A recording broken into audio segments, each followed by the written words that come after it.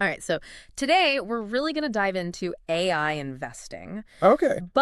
And here's the catch, we're going beyond the usual suspects. Right. We're not just talking about the big names you always hear about, the hype. Yeah, the buzzwords. Exactly. We're talking about, you've got all these articles about AI infrastructure and chip wars and big tech pouring money into AI, but what does it all actually mean for investors? Like, what are the real tangible opportunities here? That's what we're going to try to unpack today. Yeah, absolutely. And I think, it's very easy to get swept up in all the AI hype, but we're going deeper, right? Exactly. Trying to find those kind of hidden opportunities. And of course, what are the risks involved? Because every investment has risks. Of course. So it's really about exploring, I like to think of it as the entire AI ecosystem, I love that. not just the stuff that makes the headlines.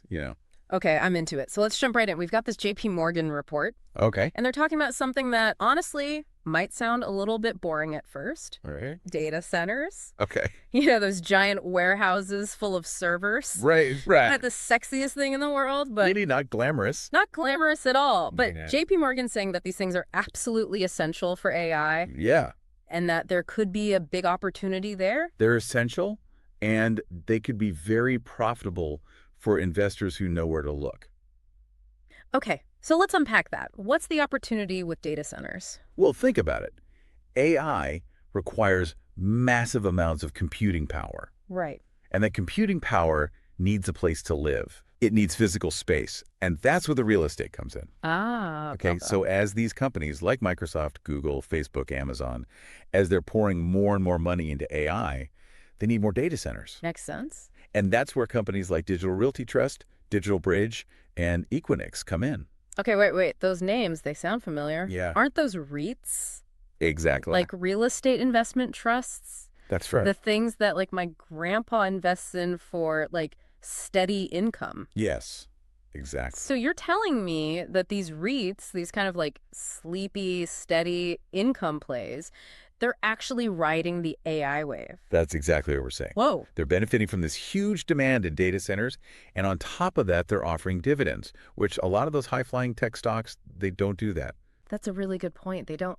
Okay, so that's really interesting. So JP Morgan's like bullish on these data center REITs. Yeah, they're particularly bullish on Digital Realty Trust. Okay. And in fact, it's interesting, Digital Realty's stock price is already up 20% this year. Wow. So, there's something to be said for that. So it's like while everyone else is out there chasing the next Tesla or Nvidia, there's this whole other like less glamorous but potentially very lucrative Right. sector that's just quietly booming in the background. Absolutely. It's like that old saying, during a gold rush, sell shovels. Right.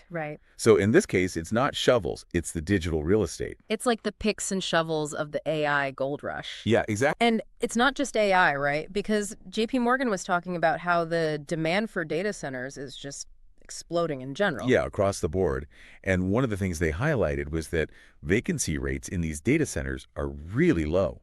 Which is good for people who own data centers. Very good. Because low vacancy rates mean they can charge higher rents. Right. And that flows right to the bottom line for those data center REITs. So another point for looking beyond the obvious. Exactly. You got to look beyond the hype and see what's actually happening beneath the surface. Love it. Okay, so we've got these like under the radar data center plays. Right. But now let's talk about a company that's definitely not flying under the radar. They're making a lot of noise. Cerebras Systems, you familiar with these guys? Yeah, I've heard of it. So they're going public. They're an AI chip company, and they're basically saying, we can take on Nvidia. Okay. Bold claim. Very bold claim. So Cerebras, they're known for making these physically huge AI chips, like massive. I've seen pictures. They're really big. Yeah, but here's the thing. Their customer base, it's heavily concentrated in this one company, G42, based in Abu Dhabi. Interesting. Not exactly a household name. Right. Not really. So what's the deal there? Can they really compete with NVIDIA when they've got this, like, very specific customer base? Well, that's the thing about NVIDIA, right? Right. It's not just about the chips themselves. Okay. NVIDIA's built this really strong reputation for their software, their support. Yeah, the whole ecosystem. It's like, the whole package. Yeah. So, Cerebras might have these powerful chips, but NVIDIA's giving you the whole, the whole shebang. a whole car factory. Right. The tools, the blueprints. Yeah, that makes a lot of sense. So it's not just about having a faster chip or a bigger chip. Right. It's about having that whole infrastructure around it to make it actually usable Exactly. for the people who are building the AI. Yep. Developers need that support. Okay.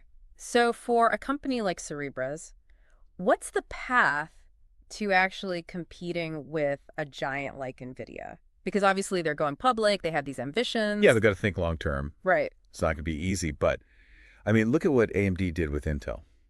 Okay. Intel was the big dog for like forever. Right. Dominated the market. Yeah, and AMD, they played smart. They invested heavily in R&D, came out with a new chip architecture. Interesting. So they basically had to change the game. In a way, yeah. Interesting. You had to give people a reason to switch. Right. And it took time. Okay. But eventually, they started eating into Intel's market share. Wow. So for Cerebras, it's not just about matching what NVIDIA's doing. No. It's about exceeding it. Building an ecosystem, right? Right. Attracting developers. Okay, so it's a long game. They've got to build that trust. Yeah. It's a marathon, not a sprint. And for investors, it's like, don't just jump on the hype train because a company has a new shiny chip. Exactly. You got to look at the bigger picture. Absolutely. And, speaking of looking at the bigger picture, Right.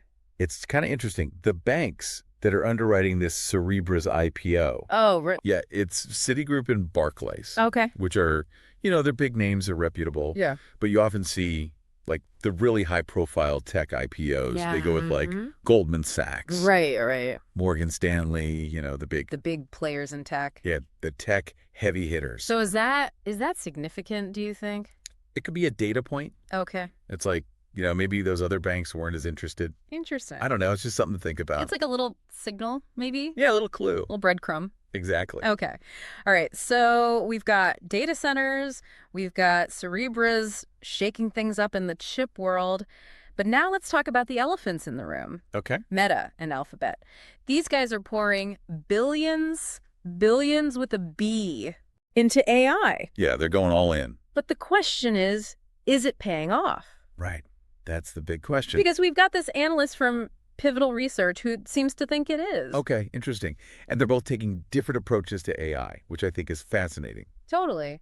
And I think it's worth highlighting, Meta is really laser focused on the metaverse. Like the whole virtual reality, augmented reality. Exactly. And they're using AI to enhance their advertising platform. Makes sense. But Google's really focused on defending their turf, right? Yeah, because they're facing competition. They are. Like never before. Like we've never seen. With all these new AI-powered search engines popping up. So it's like Meta is playing offense. Yeah. And Google's playing defense. I like that analogy. Right. And it's interesting because Meta's taking a huge gamble on the metaverse, right? Huge.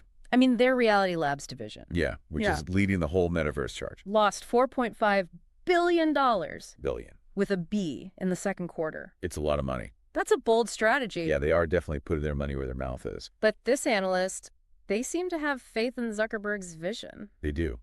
They're saying that Meta has strong revenue growth potential from new products, and that those Reality Labs losses, they'll start to shrink as the metaverse takes off. As the metaverse, if the metaverse ever takes off. Right, exactly. That's a big if. Big if.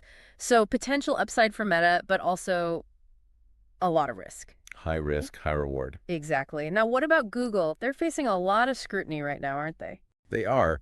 There's definitely pressure on them to show that their AI investments are actually paying off. Right.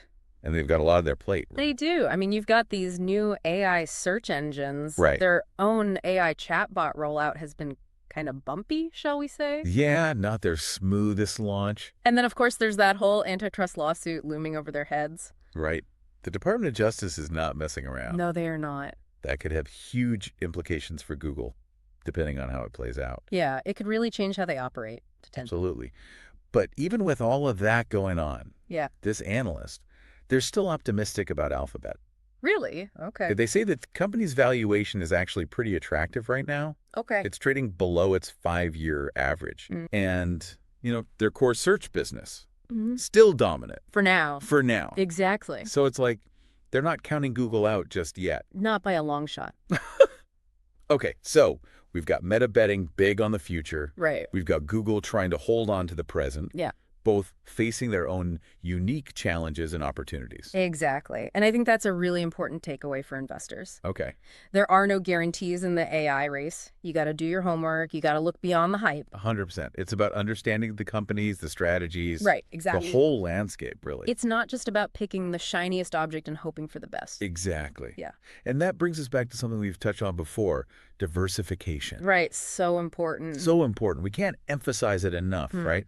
No, I mean, that's investing 101, but it's amazing how often people forget about it. Especially when you get caught up in the excitement of a new technology like AI. Exactly. It's like everyone wants to find that one unicorn stock that's going to make them rich overnight. But that's gambling, not investing. Exactly. So diversification is key. And I think what's been really interesting in this deep dive is seeing how many different types of companies are being affected by AI. Right. It's not just the tech companies themselves. Exactly. I mean, we talked about those data center REITs. Yeah, those were interesting. Totally unexpected, but it makes sense, right? It does. They're kind of like the silent partners in the AI revolution. They are. They're the ones providing the infrastructure, the foundation that all this fancy AI stuff runs on. And they're making a pretty penny doing it. They are indeed. So to kind of bring it all together for our listeners, we've covered a lot of ground here. We have. Data centers, chip wars, big techs, AI gambles. The whole ecosystem. The whole ecosystem. If there's one big takeaway, one pearl of wisdom that you would leave our listeners with, what would it be? That's a good question. I think, going back to something we talked about earlier, AI is a marathon, not a sprint. Love that. It's easy to get caught up in the hype cycle. Right. To focus on the short-term stock movements. Totally. But the real opportunities, they're going to be found by looking at the long-term trends. Absolutely. It's about understanding where the technology is going. Right. And how it's going to reshape the world. And finding those companies that are positioned to benefit from those changes, not just today, but 5-10 years down the line. Exactly. It's about looking beyond the hype and understanding the bigger picture. 100%. And one thing that I think is really fascinating is we've talked about how AI is impacting all these different industries, right? Right, from real estate to semiconductors. Yes, exactly. But it makes you wonder, what's next? That's the billion-dollar question, isn't it? It is. What industries are going to be disrupted by AI next? What opportunities are going to emerge that we haven't even thought of yet? That's something for all of us to ponder, right? As we navigate this exciting and sometimes confusing world of artificial intelligence. Absolutely. Yeah. Keep your eyes open, do your research, and don't be afraid to think differently. I love it. Great advice. And on that note, we're going to wrap things up. As always, thanks for joining us for this deep dive into the world of AI investing. It's been a pleasure being here. And we'll catch you next time for another deep dive into the trends shaping the future of investing.